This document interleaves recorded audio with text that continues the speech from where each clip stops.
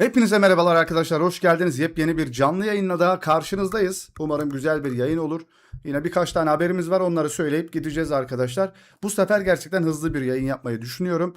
Sizler de arkadaşlar chat'e katılabilirsiniz.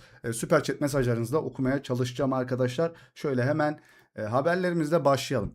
Evet, bizimle dalga geçilmişti biliyorsunuz arkadaşlar. Dünya Kupası yerine döner koyulmuştu. Şurayı hızlı geçeceğim. Bundan bir sıkıntı yaşayabiliriz. Dostlar, bu arada evet, like atarak başlarsak çok sevinirim. Like bizim her şeyimiz biliyorsunuz. Bizim moralimiz çünkü like. Evet, bizimle dalga geçilmişti. Dünya Kupası değil de işte döner size. Onlara da arkadaşlar Dünya Kupası yerine bundan var. Almanlara göre arkadaşlar. Gurbette yaşayan Almancılar bu fotoğrafı gönderebilirler. Diğer sizinle dalga geçen Alman arkadaşlarınıza bunu gönderebilirsiniz. Hızlıca geçtim orayı. Evet, resmi olarak Brezilya-Norveç Dünya Kupası e, 16'lı final. Yani arkadaşlar son 16 turunda. Dünya Kupası son 16 turuna geliyorlar arkadaşlar. Erling Haaland mı? Vinicius Junior mu? Norveç mi? Brezilya mı? Sizce kim kazanır? Hangisi kazanır? Bir de aynı takıma elenmeleri. Evet, aynı takıma elendiler. Hocam ben Kayra. Kayracığım hoş geldin. Yarın kaçtaydı bizim antrenman Kayra? 2'de miydi? 1'de miydi? Unuttum. Kayra'nın yüzünden bak erkenden açtık. Ya erkenden dediğim. Şimdi videoyu çekip direkt yatacağım çünkü Kayra ile idmanımız var. Brezilya eski Brezilya değil. Almanya'da eski Almanya değildi ya bence. Ama Paraguay'da eski Paraguay değil yani inanılmaz bir Paraguay'dı. Kayra sen niye uyumuyorsun bu saatte? Yatar mısın hemen yerine çabuk? Evet, son 16 turu arkadaşlar. Kim kazanır? Var mı bir şeyiniz? 2'de Güneş Fırın. Tamam. Dünya Kupası nasıl geçiyor sizce? Valla ben birazcık baktım göz ucuyla Norveç maçına. Onlar da 2-1 yendi değil mi? Kanka maçı izleyecek misin? Maçı izlersem chatte de öğrencim var. Maçı izlersem chatteki öğrencimin idmanına gidemem valla. 2 de maç şey var. Bir de video çekip editleyip yüklemem lazım. Valla berabere gibi maç. Penaltılara gider diyorsun yani. Anladım. Toni Kroos'tan sonra ne Almanya milli takımı kaldı ne de Real Madrid ayar tutmadı diyor. Norveç alır diyen var. Bakalım neler olacak maçta ya.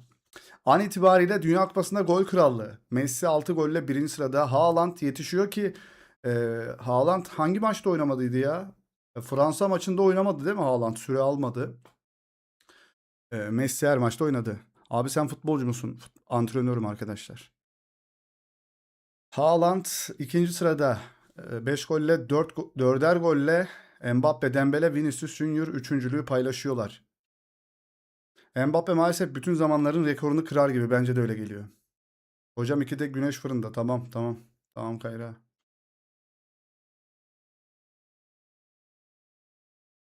Evet dostlar, sizler de like atarak bizlere destek olabilirsiniz. Şöyle hemen okuyorum. Lamine Yamal Fransa 2 yıldır bizi yenemedi. Bu yüzden bizden daha iyi oldukları söylenemez. Çok iyi seviyedeler ve harika oyunculara sahipler ama kimsenin üzerinde olduklarını düşünmüyorum. Bana göre İspanya'dan daha iyi bir takım yok diyor. Fransa İsveç'le oynuyor değil mi bugün? Evet, Fransa İsveç. Sabah 4'te de Meksika Ekvador maçı var. Fransa İsveç maçı var. 12'de de izleyemeyiz. Normalde Mücahit de izleyelim dedi de tek başıma videoları yetiştiremeyeceğim için izleyemeyeceğim maçı arkadaşlar. Messi'nin de oynayacağı takımlar çok kolay ama bu yıl gol kralı olabilir. Haaland zor takımlarla oynayacak. Fransa İspanya'yı yener. Bence de yener gibi. Fabrizio Romano haber yapmış. Lamine Yamal eğer kazanırsak De La Fuente dövmesi mi? Hayır hayır, dövme yaptıramam diyor arkadaşlar. Orada Müslüman olduğu için.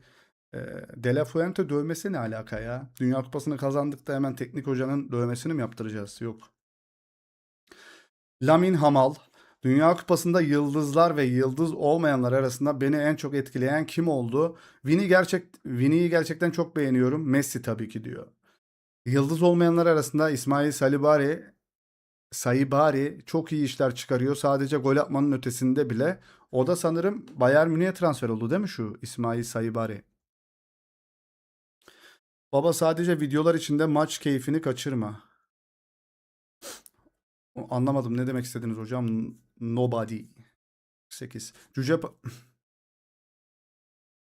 Evet evet, garip ya. Selamlar selamlar selamlar, hoş geldiniz dostlar. Abi bugün Abi bugün kız arkadaşımdan ayrıldım. Ne söylemek istersin? En azından bir kız arkadaşım varmış ve ayrılmışsın. Benim 2-3 yıldır yok. Onu ne yapacağız? Onu ne yapacağız? En azından kız arkadaşım varmış, ayrılmışsın.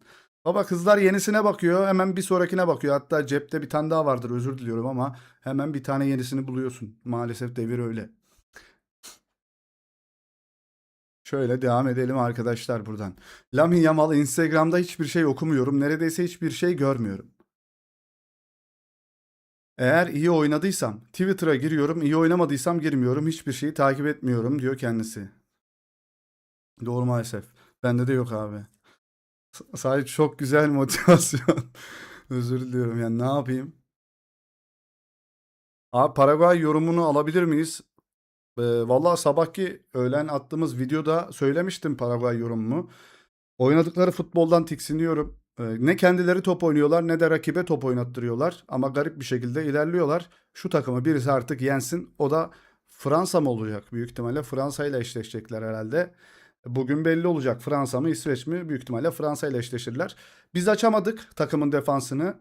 Ee, Almanya açamadı. Fransa açacak mı bakalım.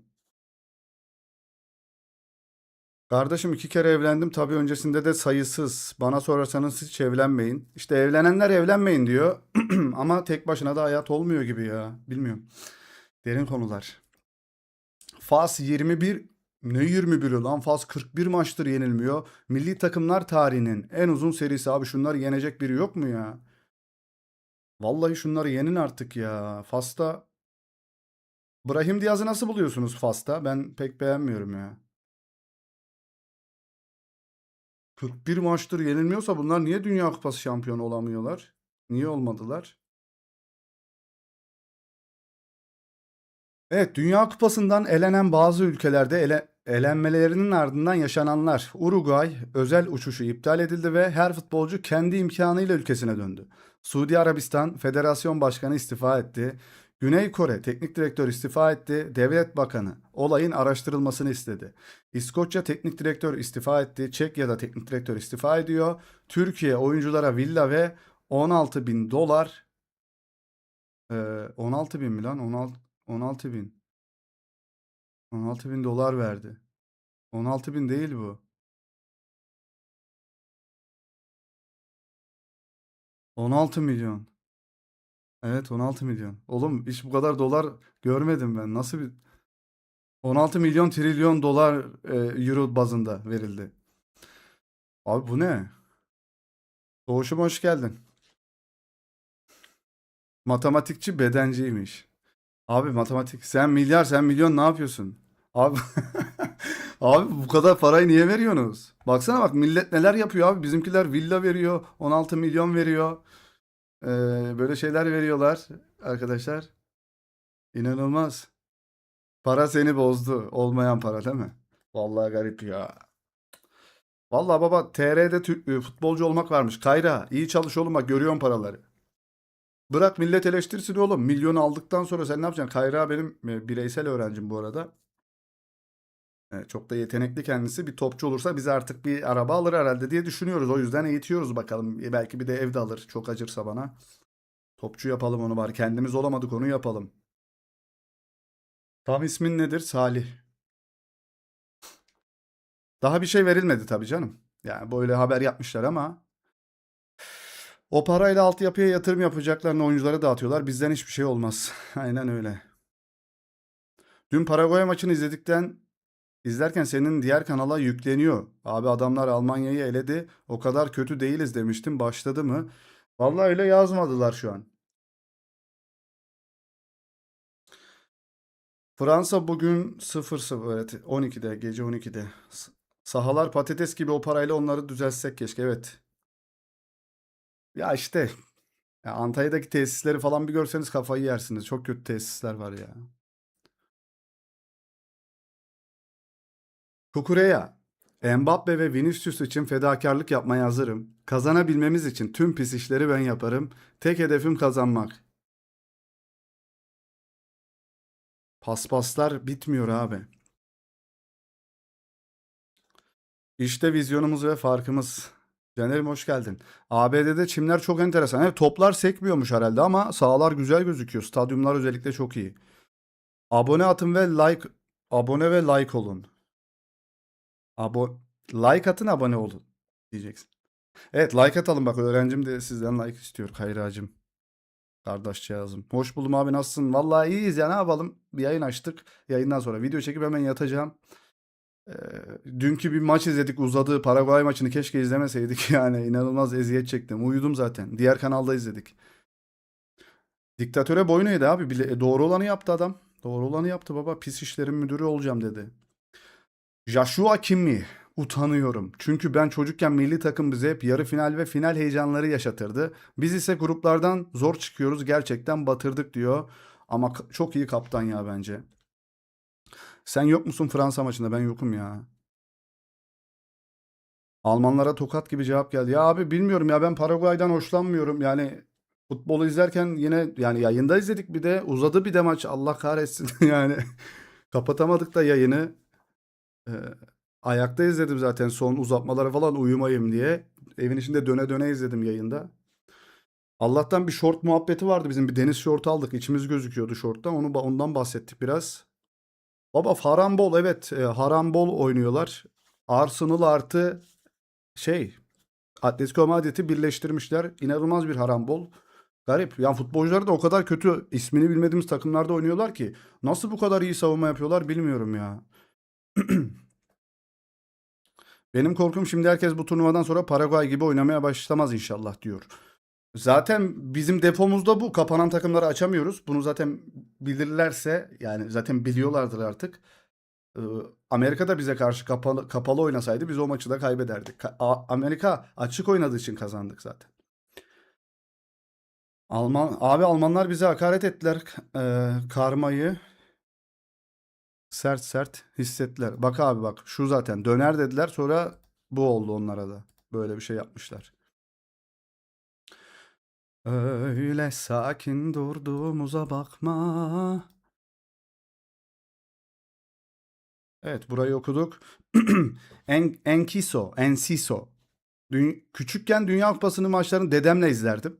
Birlikte çok fazla anımız var. Şu anda beni cennetten gururla izlediğine eminim. Seni çok özledim dede. Tamam.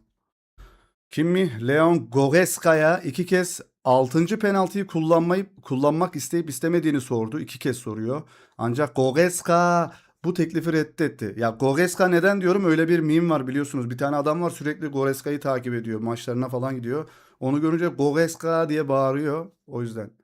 Paraguay dünya şampiyonu olursa kanım donar cidden. Kanalın adını Paraguay diye değiştiririm. Paraguay Dinho diye değiştiririm bu kanalın adını. Tahu o şut neydi, Allah cezanı. Evet, zaten onu söylüyor. Bunun üzerine altıncı penaltıyı kullanmak için Jonathan Tah öne çıktı. Çıkmaz olaydı. Cristiano Ronaldo'nun annesi Maria Dolores. Nesillere damga vuran bir hikayenin annesi olmak hayatın bana verdiği en büyük hediyedir. Valideye laf yok. Hollanda milli takımı teknik direktörü Ronald Koeman eleştirilere yanıt veriyor. Ne düşündüğünüzü söyleyebilirsiniz. Bu sizin hakkınız. Siz kenardan izliyorsunuz. Ben ise takımın içindeyim. Ne geliştirmemiz gerektiğini biliyorum. Tekrar yapsam yine aynısını yapardım diyor. İstifa yok mu hocam? Kimmih dünya standartlarında olmayan takımlara karşı bütün maçlarda zorlandık. İyi oynamadık. Elenmeyi hak ettik. Gerçek bu. Ulan Hakan Çalhanoğlu şöyle bir açıklama yapsaydı ne olurdu, ama bu adam iyi oynadı. Vallahi Arjantin elenir mi bilmiyorum. Bir tane kedi var. Garip kedi. Neydi o kedinin adı? O kedi işte Yeşilburun Adaları şeyi eler diyor. Arjantin'i eler diyor. Ya kedinin lafına mı bakacağız? Arda Güler'le ilgili bir haber var mı? Real Madrid'de ilk 11 garantisi var mı? Zaten başlığımız ve kapağımız da Arda Güler haberleri ve çok az kaldı o haberlere gelmeme. Şuradan yukarıdan linklerden görüyorum. Bir de şaman var, o da öyle diyor. Abi şu tersi çıksa da şunların mesleğine bir son verilse, şamanın işte kedi falan işsiz kalsa, 2 gün mama orucu, mama cezası, mama yememe cezası falan. Türk milli futbol takımına ödendiği söylenen 16 milyon dolar, 746 milyon TL ile neler yapılabilir? Türkiye'nin 81 ilinin tamamına en az ikişer tane ultra lüks profesyonel kapalı halı saha kompleksi inşa edilebilir. Türkiye'nin 81 ilinin tamamına diyor bak.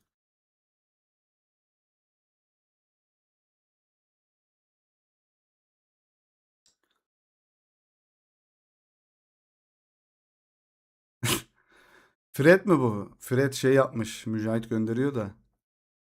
Telefon yanımda değil bu arada. Telefonu şarja taktım. Ronald Koeman.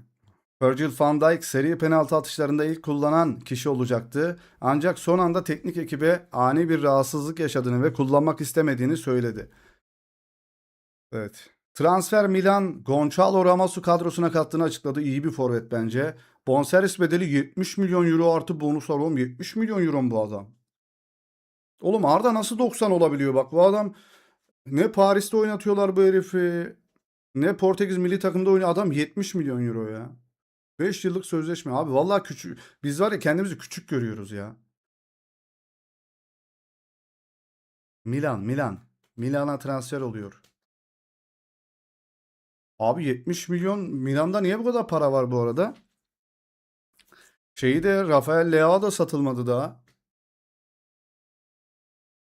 Abi İspanya'ya ne oldu ya? Herkes sakat. Kim sakatlandı? Pedri mi sakattı herhalde? O sakattı ya. Abi 3 gol atıldı. Dakika 22'de o yüzden. Abi Arda 90 kağıt üzerinde olabilir ama Real 90 milyon istemez. Daha fazlasını ister bence. Adam ekmeğini yiyor hala.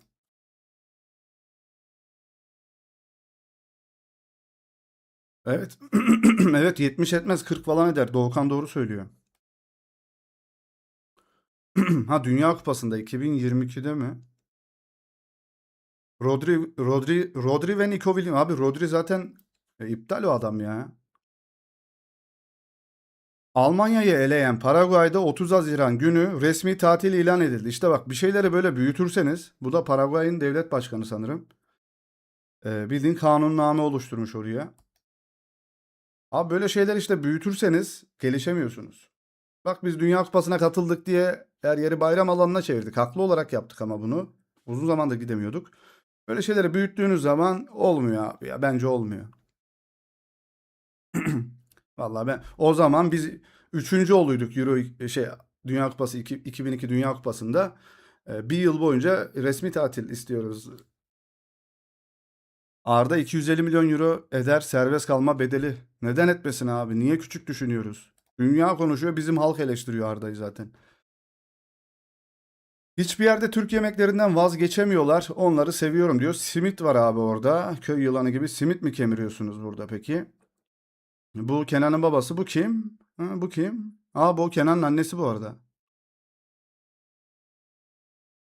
Evet simit kemiriyorlar orada. Çay da var. Güzel. Afiyet olsun. Norveçli muhabir üst turda muhtemelen sizinle eşleşeceğiz diyor. Norveçli muhabir söylüyor. Hazır mısınız? Don Carlo Ancelotti neler diyor. Norveç'in oynadığı futbolu beğenmekle beraber fil dişi sahiline saygısızlık etmek istemiyorum. Maçınız sonuçlandıktan sonra yorum yapmayı tercih ederim diyor. Onlar da 1-1 yapmıştı. 2-1 bitti herhalde. TRT yorumcuları şaşırtıyor beni. Hala Montella'yı eleştiriyorlar. İbrahim Kırkayak mıdır nedir? O eleştirmiyor da diğeri var ya. Böyle hafif böyle kır sakallı bir adam. O fena eleştiriyor. Bilisi daha iyi oynadı ama yenildi. Fransa 10 tane atacak Paraguay'a. Belki de Fransa elenecek. Ne dersiniz İsveç'e? Almanya 6. penaltıcıyı bulamadı. Goreska, e, Volde, Voldemar, Valdemar. Nasıl bir isim oğlum bu? Hapşıracağım şimdi. Anton, Nathani, Brown, Tiav yoğun baskı nedeniyle tereddüt ederek sorumluluktan kaçtı. Bild gazetesi yazıyor. Alman Bild gazetesi. Kariyer... Kariyerinde daha önce hiç penaltı kullanmamış olan Jonathan Tah toplumun... Lan ne toplumu iyice gitti benim kafa ya. Uf, çok yoruldum bugün ya. Topun başına geçti ve atışı kaçırdı. Çok kötü penaltıydı bu arada ya. Senden şunu istiyorum. Baldamar. Ne diyorsun? Diktabeppe bakışı gözüne gelsin. Gözünün önüne gelsin. Abim selamlar. Met Bilim hoş geldin. Güneş başına geçmiş. Arkadaşlar Antalya'da olduğunuzu öğlen 3'te başlayıp akşam 7'de idmanın bittiğini düşünün. Gerçekten zor bir gündü. Tam bir Barış Alper vuruşuydu, evet. Benim kafamın içi de şu an Barış Alper'in şutları gibi yani. Neyse toparlarız. Almanya'dan selamlar. Selamlar olsun hocam. İlk penaltı World Cup'ta, ilk penaltıcı World Cup'ta olmamalı. Antrenör hatası Almanya'dan. İlk penaltı World Cup'ta da olmamalı. Anlayamadım. Abi John Duran Galatasaray'da bilgin var mı? Gelmiş mi? İyi ki ölmemişsin. Teşekkür ediyorum ölmediğim için. Abi Dünya Kupası'na Fransa alır. Böyle bir kadro milyonda bir denk gelir. Böyle kadro yok. Mevki çok kaliteli oyuncular var. Öyle. Olabilir. Neden olmasın? John Duran Galatasaray'a mı gelmiş? Yazıklar olsun. Arjantin tarafını resmen Arjantin finale çıksın diye düzenlemişler. Evet, Arjantin rakipleri çok basit ya. Ama basit dediğimiz takımlar bizi Dünya Kupası'ndan eledi. Deco'nun Kenan Yıldız'ı transfer etmek için mükemmel bir plan tasarladığını bildirdi. Bir hafta bir hafta Turin'de geçirdikten sonra Juventus'un CEO'suyla güçlü bir ilişki kurdu ve kulübün kadrosuna daha fazla deneyim ekleme isteğini anladı. Sonuç olarak Rafinha ve Kenan Yıldız'ı içeren bir takas anlaşması önerdi. Juventus'un ise bu anlaşmanın her iki kulüp için de ideal olabileceğine inandığı bildiriliyor. Ne diyorsunuz la? Ne diyorsunuz oğlum, böyle bir haber? Bu doğru mudur acaba ya? Dur bakayım şuradan bir yorumlara bir bakalım ya. Ne diyor bunlar? Gerçek misiniz? Ne diyorsunuz? Şöyle bir çevirelim şu sayfayı. Sadece başka bir rozet fikri. Evet. Kulağa hoş geliyor ama doğru değil. Rafinha camdan yapılmış, onu sat.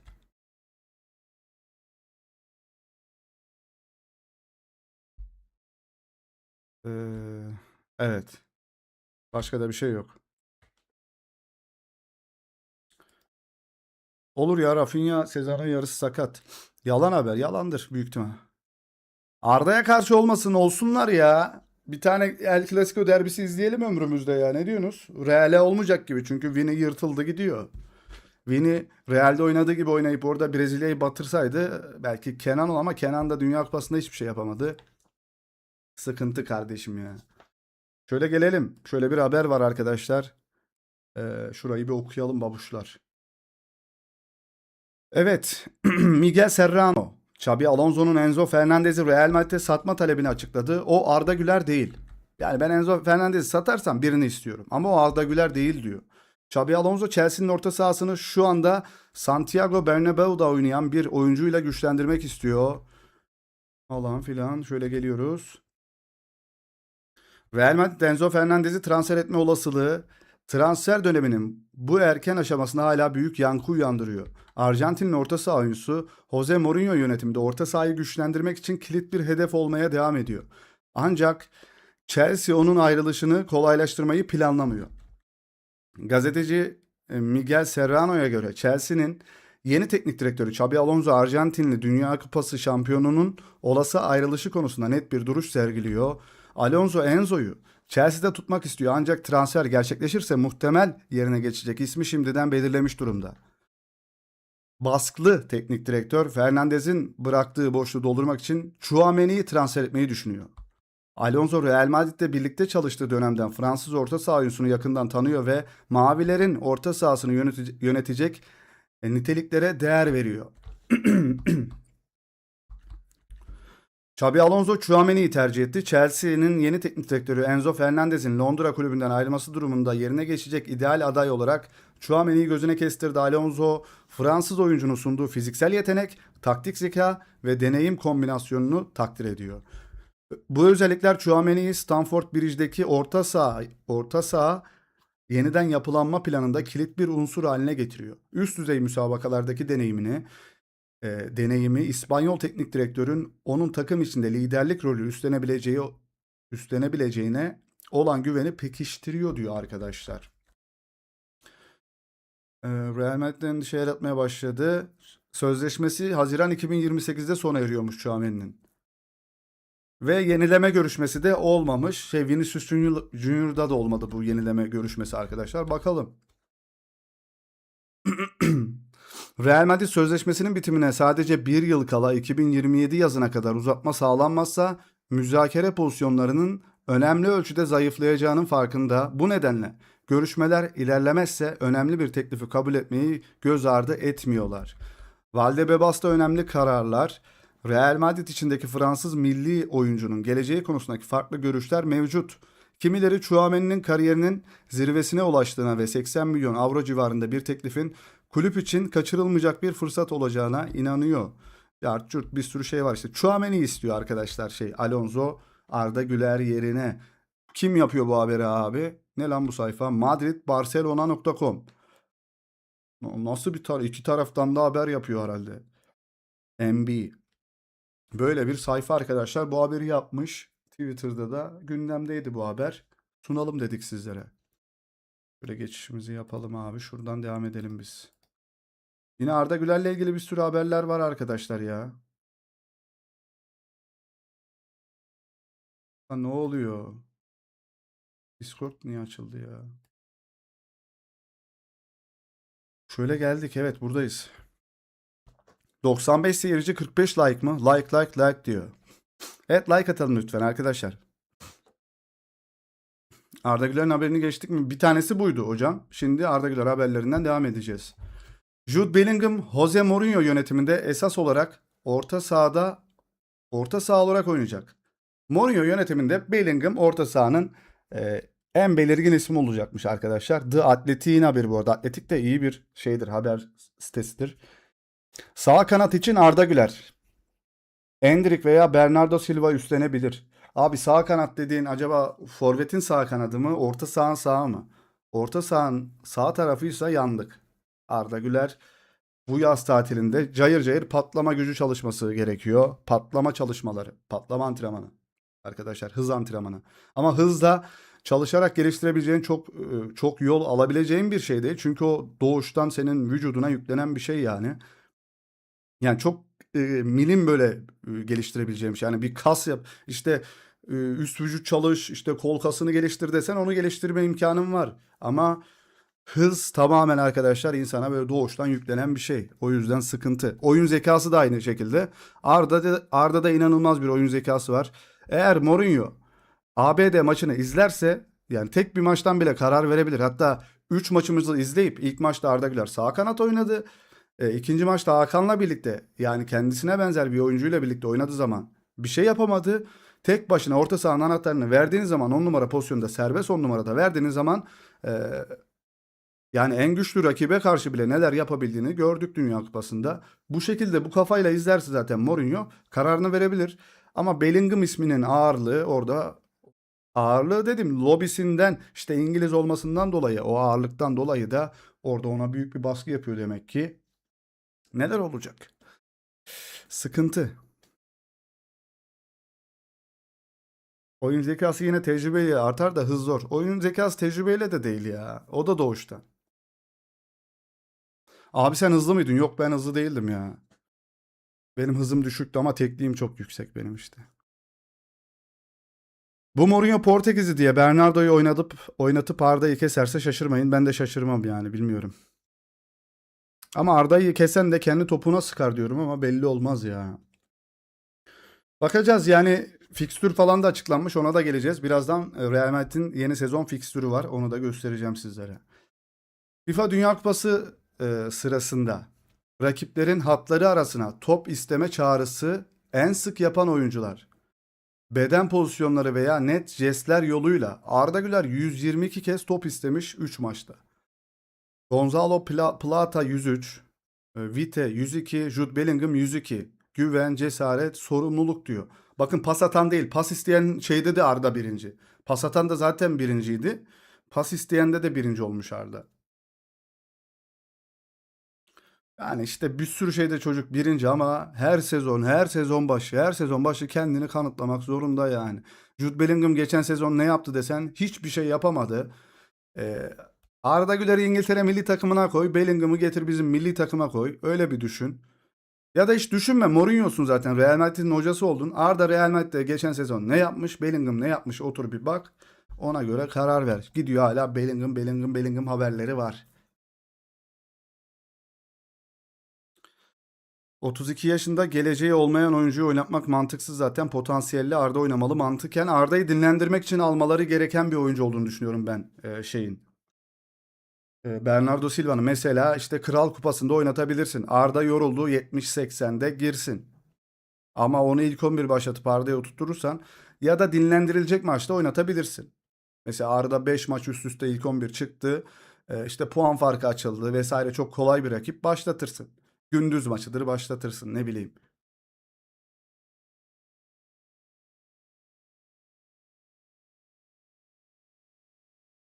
Evet, Uruguay'da başarısız oldu, o da oynamasın, doğru. Rüdiger de elendi, Rüdiger de oynamasın. Rüdiger elendi abi, o da oynamasın. Oğlum Kvaratskhelia Dünya Kupası'na götüremedi bile. Ay, Paris Saint-Germain'den def edin abi. Öyle bir şey olabilir mi ya? Kitapta yazmıyor. Hemen gönderiyorsunuz o şey Kvaratskhelia'yı. Jürgen Klopp Tah'ın golü iptal ediliyorsa Arsenal'da Premier Lig şampiyonu olmamalıydı. Gollerinin %60'ı böyle geldi. Hakem açıkça bir hata yaptı diyor. Yani kalecinin önündeydi oyuncu. Ben de faul olduğunu düşünmüyorum ama faulü verdi.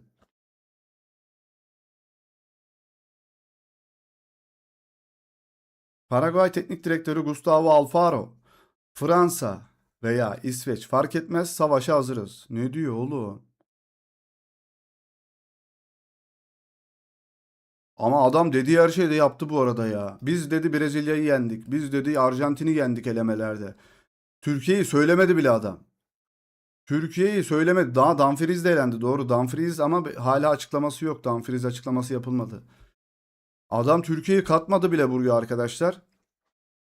Adam gitti Almanya'yı elendi. Şimdi Fransa veya İsveç fark etmez, savaşa hazırız diyor.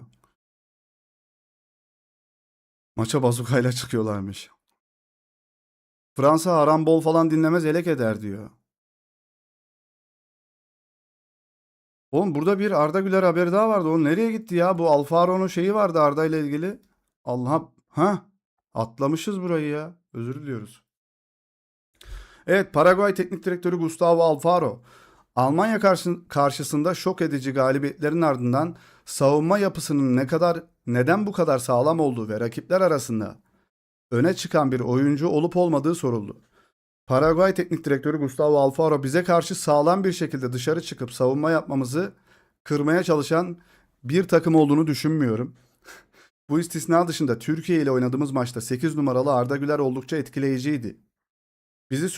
Bize sürekli sorunlar çıkarmaya devam eden oydu, ama biz de onun üstün gel Oğlum nasıl bir çeviri ya?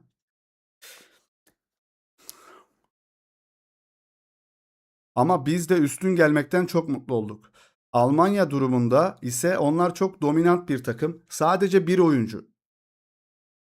Arda Güler savunmamızı terörize etmiyor.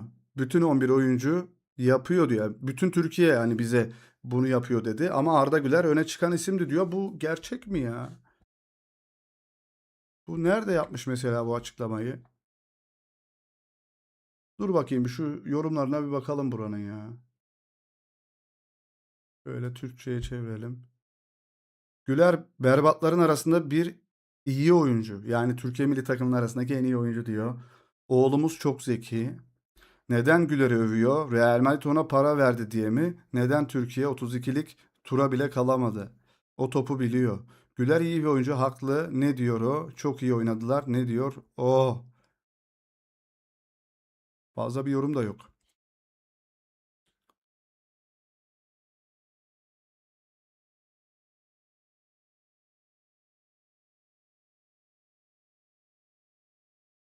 Şöyle. Vallahi bu haber gerçek mi bilmiyorum bu arada ya. Almanya'nın 11 oyuncusu diyor saldırıyordu diyor.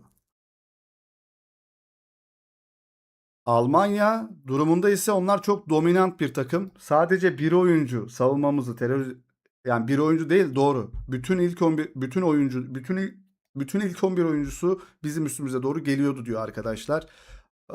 Türkiye'de sadece Arda Güler bunu yapmaya çalıştı diyor. Doğru da söylüyor oğlum, biz Paraguay maçında yani AFK kaldık ya. Niye öyle oldu abi ya? Vallahi garip. Şuraları okuduk, şunu okuduk, bunu okuduk. Evet muhabir. Sizce Hollanda gibi iyi oynayarak elenmek mi yoksa Paraguay gibi kötü oynayarak turu kazanmak mı? Lamine Yamal Hollanda iyi oynamadı ki. Oğlum bu gerçek mi? Gerçek bu gerçek, bu sayfa gerçektir ya. Oğlum ne diyor? Dumfries. İnanılmaz. Biz de izledik. Almanya'da çok saldıramadı. Abi Almanya bu arada biz Paraguay maçında kitledik adamları ya. Ne alaka, bence saçma bir açıklama o.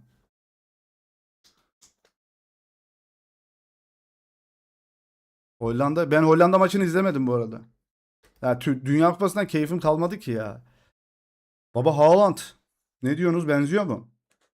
Bilenler var mıdır bu karakteri?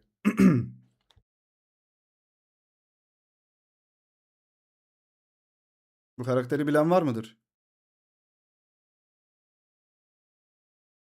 Bence Arda milli takımda aynı Maradona'ya benzetiyorum. O zaman da Maradona çok iyiydi ama milli takım kötüydü. Ama işte onlar Dünya Kupası kazanıyordu, biz eleniyoruz.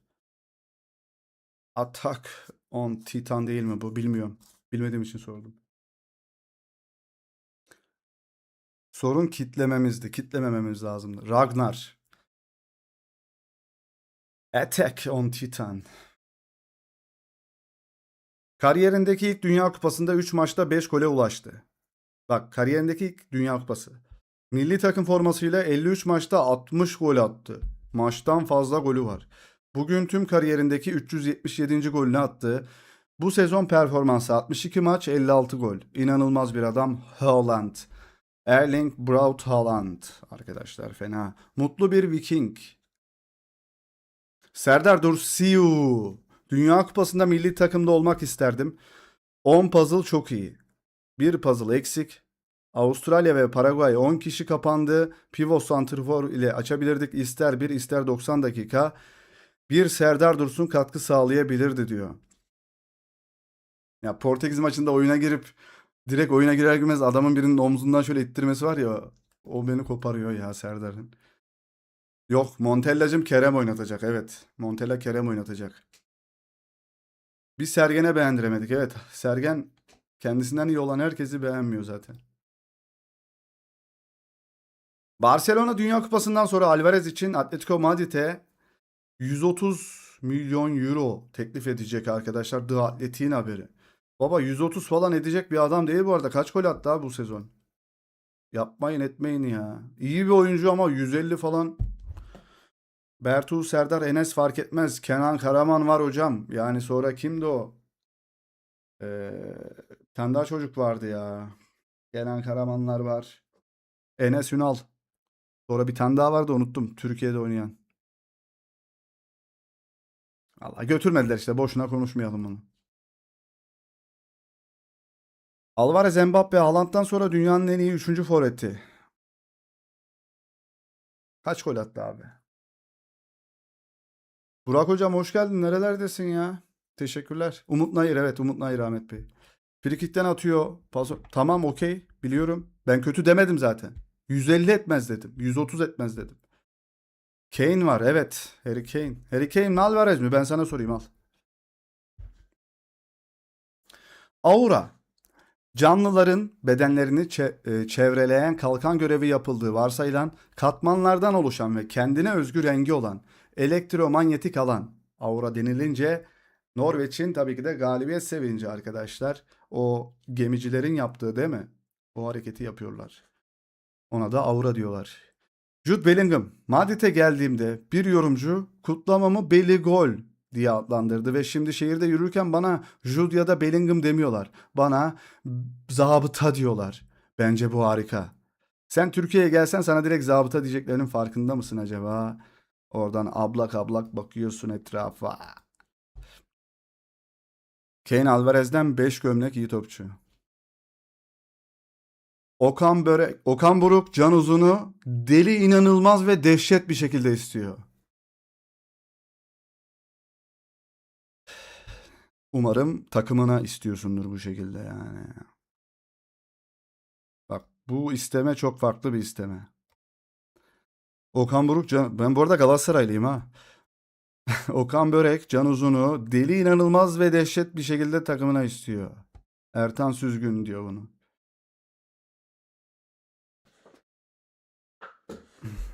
Lütfen Türkiye gelmesin bence de. Çocuğun kariyerini çöp edecekler. Fabrizio Romano haber yapmış. Marc Cucurella. Real Madrid'in son Şampiyonlar Ligi koşusunu konu alan belgeselini izledim. Her zaman sanki hiçbir şey olmayacakmış gibi görünüyor ama onlar bir şeyin olacağını biliyorlar. Bir geri dönüş yapacaklar. Bunu yaşamak muhteşem olmalı. Real Madrid ile Şampiyonlar Ligi'ni istiyorum diyor. Hocam ne oluyor? Ben de bilmiyorum ne oluyor. Arda dünyanın en iyilerinden, kim onu yedeğe bırakabilir? Deli misiniz siz? Ancak Arda isterse yedeğe çekerler.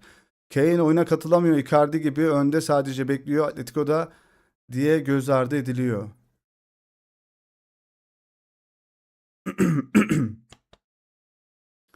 Kane Bayern Münih'te ama. Okan Buruk'un antrenörlüğünü beğeniyor musun abi? Vallahi Şampiyonlar Ligi belli eder bunu. TR Ligi'ni pek baz almamak gerekiyor. Şükran abla vallahi bilmiyorum. Oradan çok oldu, hiç oradan köy yılanı gibi izliyorsun abla. Hiç ses verme. Ellerinden öperim ablam. Gelirse Emre Mor gibi kaybolur. Kukure'ye daha gelmeden pohpohlamaya başlamış. Bu ezikliktir ya diyor. Göz ardı edilen Alvarez, Kane değil. Ya Kane iyi topçu da ben sadece 130 etmez diyorum. Ama Atletico Madrid 500 milyon euro istiyor. Orasını da siz yorumlayın. Thomas Müller. Almanya'da süperstarlara inanmayız. Küçük yaşlardan itibaren bireysellikten ziyade takım olarak kazanmayı bize öğrettiler. Bu yüzden Ballon d'Or kazanan pek çok Alman oyuncu göremezsiniz. Ancak bu sebeple formamızdaki 4 yıldızı görebilirsiniz diyor. Bunların 4 tane mi Dünya Kupaları var?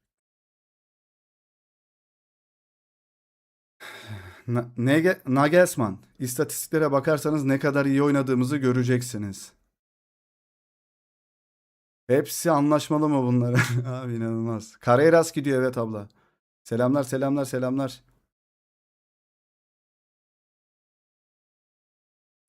Montella. Gol 3. Atletico'nun 500 istemesi Barça'yla husumetini kaynaklanıyor. Fantastik bir kulüp Atletico. Bu sanki birini hatırlattı. Bazen yolda yürürken bir parfüm kokusu. Bazen hey hey hey hey bu surat birisine benziyor hey. Ulan ben daha bununla bu mekanda oturmuştum havası. Evet, onu hatırlatıyor. Salih'le şiir gecesi. Lamine Yamal Dünya Kupası'nda beni Lamine Yamal Dünya Kupası'nda beni en çok etkileyen isimler mi? Vinicius Junior ve Messi. Sayı Bari'yi de es geçmek istemem. Fas için harika işler yapıyor diyor. Kukureya milli takımdan Real Madrid için kimi transfer ederdim? Rodri diyor. 50 milyonu yine çöpe attı o zaman Real Madrid. Abi Rodri ya. İspanya'nın şu var ya antrenman tişörtünden almak istiyorum ya. Abi transparan şortunu giyip şiir geceleri yap. Elinde gitarla izlenmeler 1 milyona çıkar. Evet evet, o şortu bu arada var ya, ben çakallık yaptım. Kimseye söylemeyin. Hemen hızlıca göstereceğim. Siz bilmiyorsunuz. Dün biz maç izleme yayında benim şortum gündem oldu. Arkadaşlar çakmakla bunu yapıştırdım. Çakmakla olmadı da Japon yapıştırıcısıyla şu etiketi yapıştırdım buraya. Yarın iade edeceğim, susun. Susun, iade edeceğim. Ben de böyle pislik bir adam oldum işte, yapacak bir şey yok. Etiketi oraya Japon yapıştırıcısıyla yapıştırdım ya. Ben bunu yaptım. Fil dişi takımına üzüldüm ya. Bu koltuk niye gitmiyor? Niye takılıyoruz? Takılıyoruz. Ne burcusun sen aslan? Yetkililer yayını izlemesinde mağaza sahibi chatte. Antalya LC LCV çalışanı izliyor. Yılan sanmıştım. İsveç Fransa'yı eler mi? Yok. Direkt net yani, yok. Paraguay'ın hocası Gustavo Alfaro. Onlar üst düzey akademilerde yetişti. Biz ise kızıl topraklardan geldik. Kızıl toprak. Aslan burcuyum arkadaşlar. İnşallah mağazadan biri izlemiyordur. Ya bu arada ben 5 gün geçti. İade edebilir miyim? Bir günde giydim denizde. Yapacak bir şey yok. Allah affetsin. Ama şöyle arkadaşlar, ben o şortu giydim. Denizden çıktım, her yerim gözüktü. Ya bu böyle bir deniz şortu olamaz. Ben her yere, herkese her yerimi göstermeye gitmiyorum. Ben bedenimle gündeme gelmek istemiyorum. O şortu iade etmek istiyorum oraya. Bana böyle bir bilgi söylenmedi. Herkes sana bakacak. İşte plajın yıldızı olacaksın denmedi bana. Bu adam Montella'nın 10 katı maaş alıyor. Kim ya? Alfaro mu?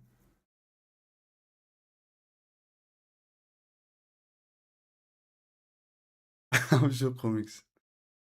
Öyle öğretmeselermiş. Evet yani ben e, her gün peşime bıyıklı takmak istemiyorum evime gelirken abi, şaka gibi ya.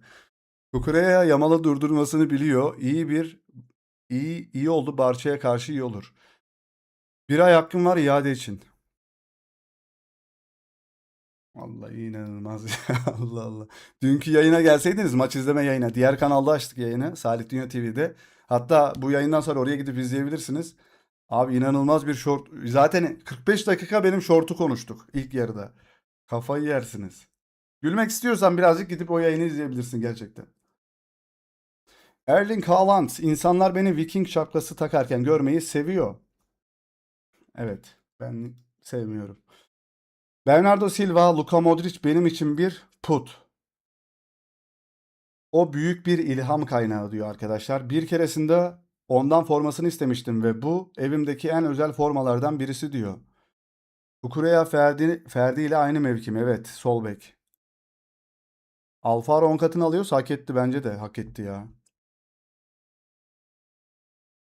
Yan Diomande, internetim yok. Instagram ya da TikTok kullanmıyorum. Kardeşim bu gece hepsini indiriyorsun ve kullanıyorsun. Dünya Kupası bitti senin için. Oğlum bu da ne kadar abartıldı ya. Putrik. Giydirdik şortu. Kime ya? Kardeşim hemen indiriyorsun. Buna 120 falan, 120 milyon euro diyorlar buna da. Bir şey görmedim ben bunu ya. Süper gol attı, turnuvanın golü olacak. Yok. İstediği kadar süper gol atsın. Yok. Sadece Salih Dinho izliyorum demiş.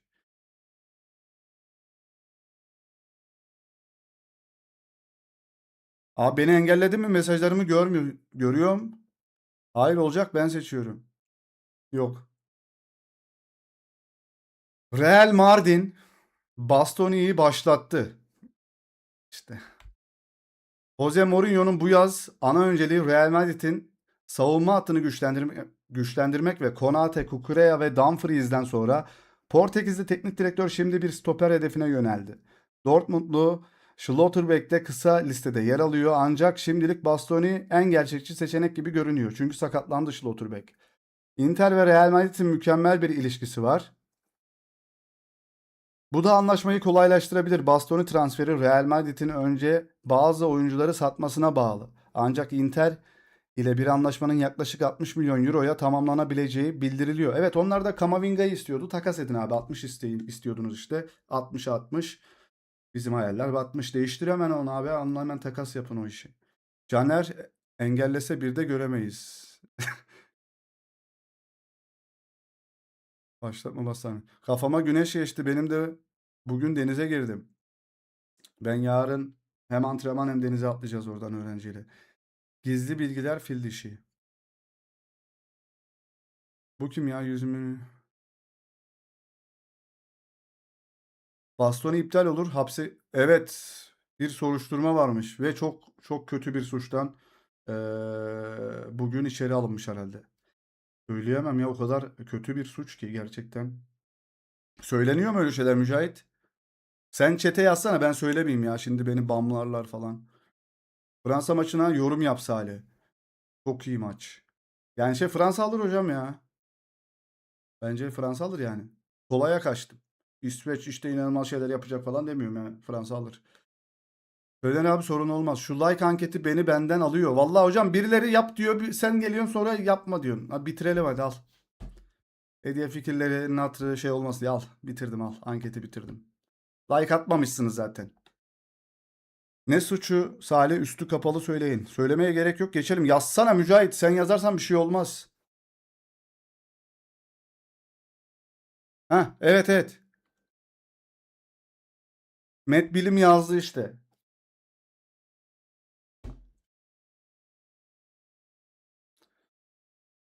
Attım %84. Yapma demedim. Bir gergin değilim be. Şaka yapıyorum. Allah Allah. Herkes niye beni böyle algılıyor? Çok yorgunum sadece. Raul Asensio'nun suçu ile benzer. Oha, gerçekse kariyeri de biter, hayatı da biter. Ha, böyle adamları getirmeyin Real Madrid'e. Zaten her yer böyle adamlarla dolu gibi. Fabrizio Romano, Real Mardin bir orta saha ve bir defans oyuncusu imzalamak için çıkışlara ihtiyaç duyuyor. Yani oyuncu satmaya ihtiyaç duyuyor. Bu Real Madrid'den gelen bir mesaj. Stoper'de Raul Asensio satışta. Ancak oyuncu ve kulüp tarafında kimseyle anlaşma yok. Kadro çok büyük. Satın almak için satmaları gerekiyor. Fabrizio Romano yapıyor haberi. Kamavinga'yı satacaklar. Ceballos gidiyor. Brahim Diaz da bende çöp ya. Bence gerçekten çöp. Brahim Diaz'ı gönder. Juventus istiyordu. Gonzalo Garcia'yı kiralık verebilirsin. Ama satmak gerekiyor. Başka kim? Mbappe, Vini satıldı zaten. Arda'yı sattınız.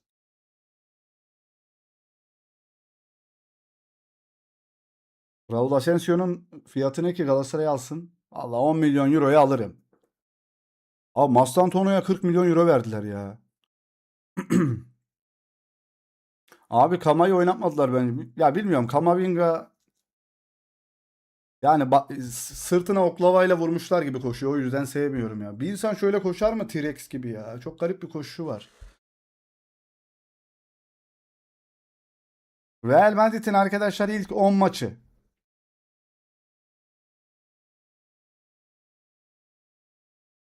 Ceballos daha bir yere gitmedi hocam. Bu arada Ceballos çok iyi oyuncu. Ben olsam Galatasaray'ın yerinde falan olsam yani alırım. Linkleri yağdırdım bana. Hiç yağdırmana gerek yok. Kapatırız birazdan ya. Boştan tona kiralık. Beşiktaş Kamavinga ve Rodrigo'yu alsa şampiyon. Abi Rodrigo patlak ama. Patlak derken dizi patlak. Abi ben hemen Ceballos ve Kamavinga'yı Galatasaray'a getirdim. Arda Şampuanlar Ligi'nde ilk iki maçta oynamayacak. Kırmızı kart cezalısı, doğru. O zaman lig maçlarında sürekli oynayacak. Bence Mbappe çok iyi oyuncu. Paris Saint-Germain geri alın. Evet, inanılmaz. Canlı maç izleme yayınları devam değil mi abi? İple çekiyorum. Arda'nın maçları, evet. Belki Kenan ve Can Uzun'a da kayarız bu sezon. Maç izleme yayınlarına. Hem Atletico hem Barça deplasman var ilk. Evet, şöyle bakalım. Real Sociedad'la Bernabeu'da maç. Espanyol deplasman, Malaga kendi evinde. Betis deplasman, Vallecano kendi evinde, Elche deplasman, Atletico Madrid deplasman, Villarreal, Sevilla kendi evinde, Barcelona deplasman. İlk 10 maçı nasıl geçecek? Arda bunlara gol atmıştı hatırladığım kadarıyla. Elche'ye yılan golünü attı. Bir de daha durun. Daha bizim şey gelecek. Puskás ödülü gelecek daha Arda'ya. Elche maçından. Atletico Madrid'e attı. Villarreal'e ilk sezon 2 tane atmıştı. Sevilla'ya atamadı herhalde. Barcelona'ya da atamadı Arda henüz. Ceballos Allah korusun. İstiyorum Ceballos hocam. İstiyorum. Cebalos'u Galatasaray'a istiyorum. Fabrizio Romano, Lamine Yamal eğer kazanırsak De La Fuente'nin dövmesini mi yaptıracaksın? Yok yok yok, ne dövmesi? Ben Müslümanım, cüceleri tanımıyorum açıklaması yapmış arkadaşlar kendisi. Şöyle geliyorum. What is this banner?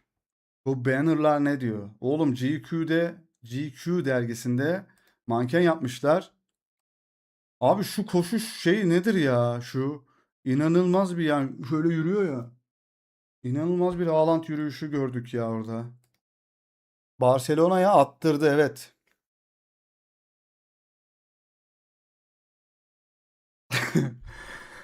Paraguay kalecisi Orlando Gil takımı San Lorenzo'dan 6 aydır maaş alamıyor. Bak, bunlar 6 aydır maaş alamıyor. Böyle oynuyorlar. Maçın oyuncusu seçildi, Almanya maçının bu arada. Kaleci bizim maçta da çok iyiydi bu arada. Ama bizimkiler 16 milyon e, falan filan alacaklar. Villa verilecek, ona rağmen oynamıyorlar. Kenan da çok agresif koşuyor. Kenan'ı severiz ya. Kendi uzaklaştırdığı topa koşup Alıyordu 70 metre koştu. Kim o? Bu kaleci sensin. Neden? Ha maaş alamayıp çalışan mı? Kenan Yıldız'ın iddiaya göre sevgilisi var. O yüzden performans düşüklüğü. Bizimkiler para içinde yüzüyor ama sonuç sıfır. Evet. Hep böyleydi, hep böyleydi. Ne zaman değişecek bu şey ya? Soru Orkun'un babasının otelde. Benim oğlumu Hakan oynatmıyor diye bas bas bağırdığı doğru mu? İbrahim Hacı Osmanoğlu bu konudan haberim yok. Bu soruyu kim sormuş lan oğlum? Bu soruyu sordun içeridesin bu arada. Hem de İbrahim Hacı Osmanoğlu'nun kendisine soruyor. Hediye fikirleri ne aldın oraya? Kahve mi o? Kahveyi gösterip geri çekiyorsun. Teşekkür ediyorum hocam. Kesene bereket. Bu gelirler artık arkadaşlar yeni ekipmanlar için destekleri de bekliyoruz tabii ki de. Kalbime ağrı girdi. Öleceğim galiba.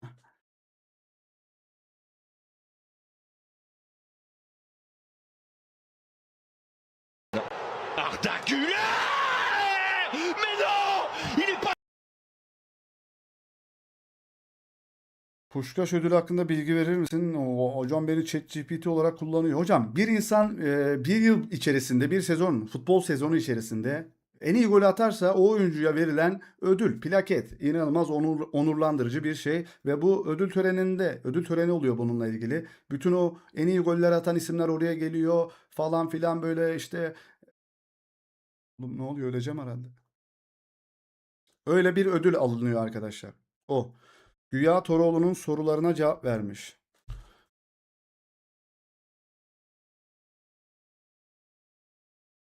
Hediye fikirleri kesine bereket bu arada, eyvallah. Hacı Osmanoğlu bununla ilgili haberim yok diyor. 90+1'de attığı kafa golüyle beraberliği getiren stoper İsa Diop. Dürüst olmam gerekirse orada o anda neden ceza sahasında olduğumu bilmiyorum. Bilmiyorum diyor arkadaşlar. Bu defans stoper oyuncusu atmış, evet.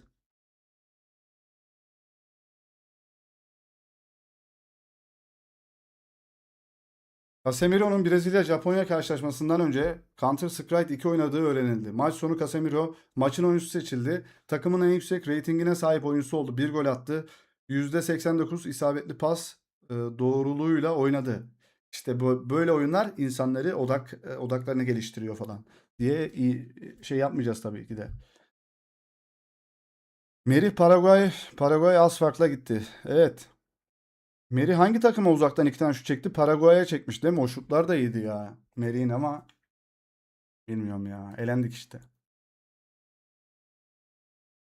Norveç kaptanı Martin Ødegaard, Dirk Kuyt'tan bu yana üst üste 3 Dünya Kupası maçında asist yapan ilk oyuncu oldu. Fil dişi Senegal, Irak, Kadife Bilek diyorlar.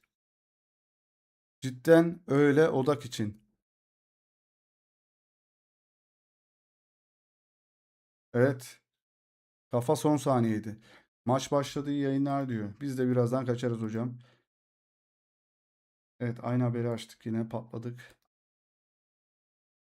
Messi Oscar'a göz kırptı. Lionel Messi 31 Temmuz'da vizyona girecek olan Spider-Man Yepyeni Bir Gün filminin tanıtımında yer aldı.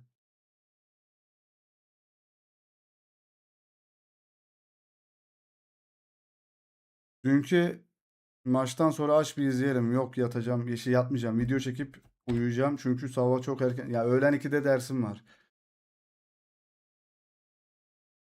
Salih, samimi bir soru soracağım. Sence Hakan Çalhanoğlu'na insanlar fazla mı yükleniliyor? Vallahi hocam Sinan Akçıl, bir saniye cevap vereceğim ona. Milli takım marşı hakkında Hakan Çalhanoğlu ve Merih Demiral başka bir marş istemediklerini söyledi.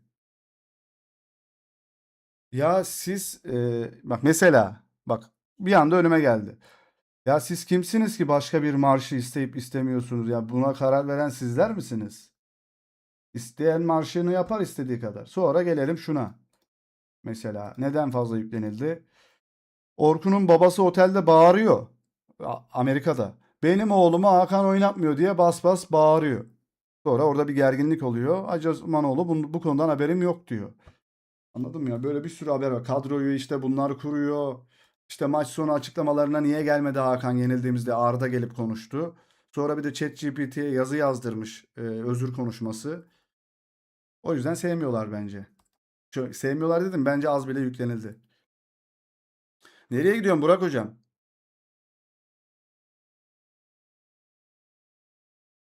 Orkun'un babası otelde bağırıyor. Hakan ve Merih lobicilik yaptığını söylüyor.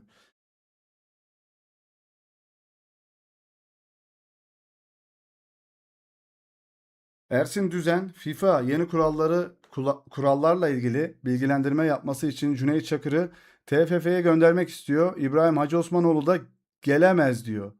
Bu nasıl bir zihniyet?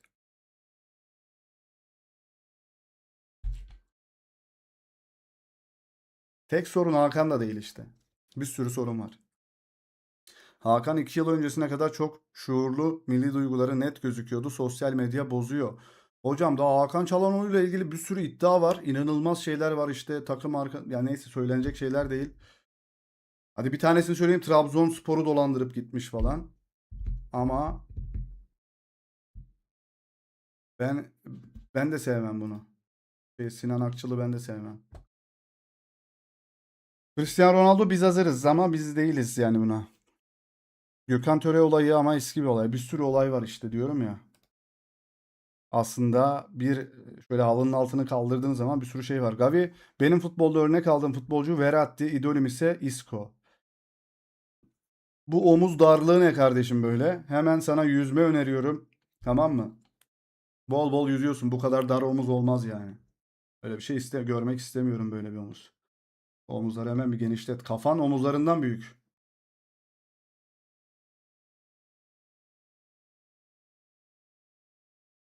Bu arada bunun annesi Pedri ile pardon, ne Pedri'si? Pique ile birlikteydi, biliyorsunuz.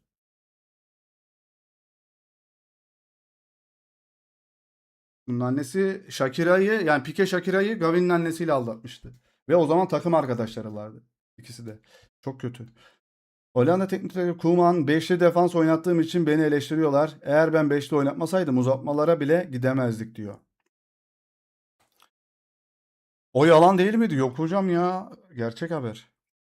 Nasıl doğru değil ya? Bırakın abi. Neydi o? Tolunay. Tolunay YouTuber neydi lan Tolunay?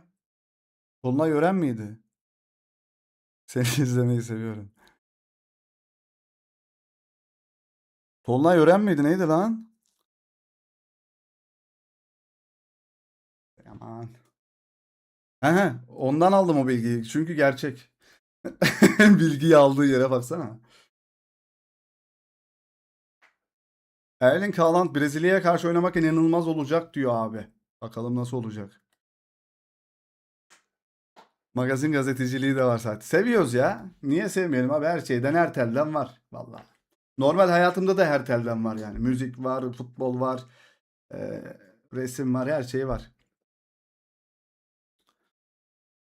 Oysa daha emin oldum ya. Biliyorum troll adam.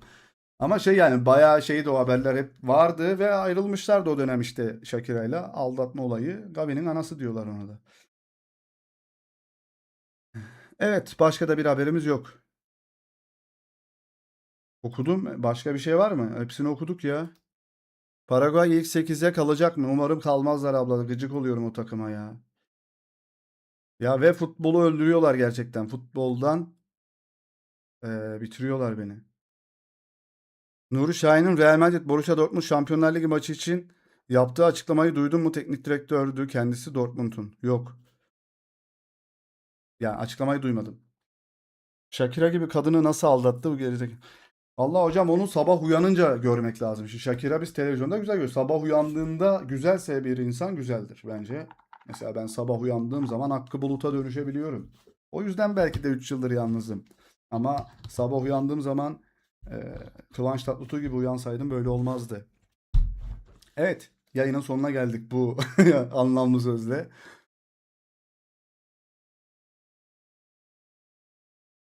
Teşekkür ediyoruz arkadaşlar. Bizleri izlediğiniz için. Ben şimdi bir tane video çekip onu editleyip yatıp öğlen idmana gideceğim. Umarım her şey güzel gider. Sizin için de benim için de. Bu Haaland yürüyüşü çok komik. Evet, şöyle nasıl bir yürüyüşü varsa. Maçı izlemiyor musun? Hiç keyif almıyorum ya. Hiç keyif almıyorum. Ne link abi ya? Dur. Okuduk hepsini işte. 2 tane link var. Onları da videoda söyleriz. Bir sürü önemli link varmış. Onları da yarınki videoya saklayalım. Sabah uyanınca Hakkı Bulut'a benziyorum. Belki o yüzden yalnızım Salet'ti. Evet.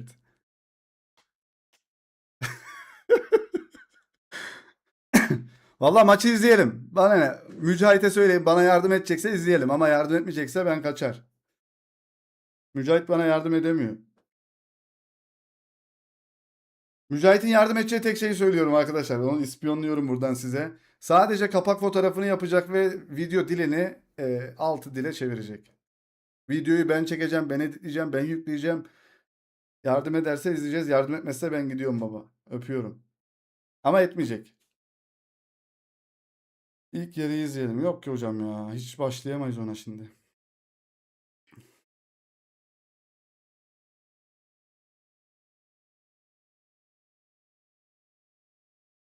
Bak işte ben çekirdek çıtlatıyorum. Maç keyfindeyim şu an diyor. Evet. Ben gidiyorum arkadaşlar. Bay bay. Öpüyorum sizleri. Öpüyorum abi. İzleyin. Maç yarın konuşur. Videoda eklerim onunla ilgili haberler. Bay bay. Kendinize iyi bakın. Cici. Cici bakın kendinize. Bay bay. Allah'a emanet. O zaman neyle bitiyoruz?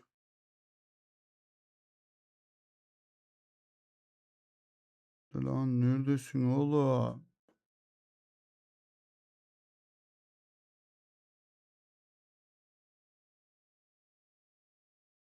Allah'a emanet. Arda Güler. Mais non, il est pas sérieux. Hakkı Bulut'un da gideri vardır. Bay bay. Sü